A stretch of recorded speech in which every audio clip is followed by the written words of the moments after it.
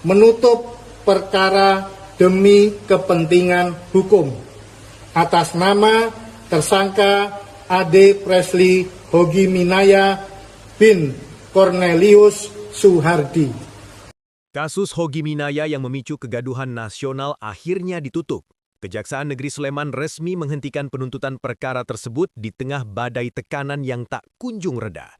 Sorotan keras Komisi 3 DPR RI disusul hujatan masif netizen di jagat digital, menjadikan kasus ini bukan sekadar perkara hukum biasa, melainkan panggung ujian integritas aparat penegak hukum. Penegakan hukum yang dilakukan Polres Sleman, Kejari Sleman itu bermasalah. Saya menyesalkan, di sini ada yang namanya Mulyanto. Saya menyesalkan pernyataan saudara mengatakan penegakan hukum bukan hanya soal kasihan-kasihan. Apalagi minta pendapat ahli. Maaf nih, apa sudah nggak mampu lagi berpikir sampai minta pendapat ahli untuk mindset yang seperti saya, sesederhana itu. Ini tidak boleh dikerjakan. Pak Kajari, jangan sok pintar juga kita, adindaku. Aku kenal kau, kan?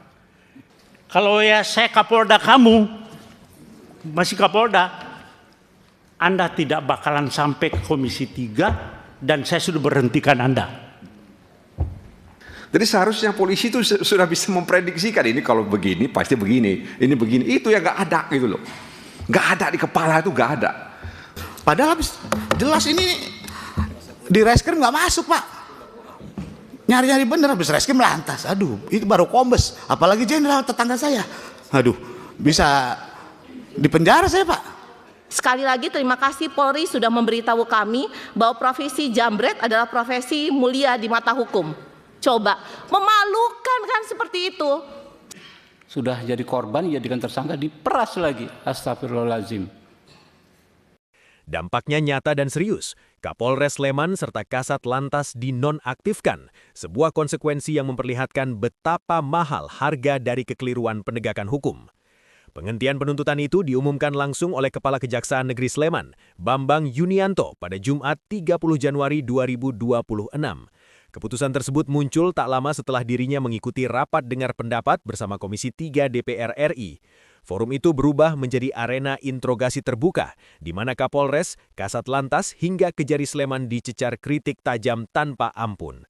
Sorotan kamera dan kemarahan publik menyatu, menciptakan tekanan moral dan institusional yang nyaris tak memberi ruang untuk mengelak. Secara administratif, penghentian penuntutan itu dituangkan dalam surat resmi atas nama tersangka Ade Presley Hogi Minaya. Kejari Sleman menegaskan, langkah tersebut diambil dengan merujuk pada ketentuan KUHP serta KUHP terbaru. Sulit menepis kesan bahwa Kejari Sleman tak ingin bernasib sama dengan Kapolres dan Kasat Lantas Sleman yang lebih dulu dinonaktifkan dari jabatannya. Dalam pusaran tekanan, setiap keputusan hukum tak lagi berdiri di ruang hampa, melainkan ditimbang di hadapan opini publik yang kian galak dan tak sabar. Badai kritik terhadap institusi Polri pun menjelma menjadi alarm keras. Kasus Hogi Minaya telah berubah menjadi simbol krisis kepercayaan publik terhadap penegakan hukum. Ia menjadi peringatan telak bahwa di era keterbukaan dan media sosial, tak ada lagi ruang gelap bagi kekeliruan penegak hukum.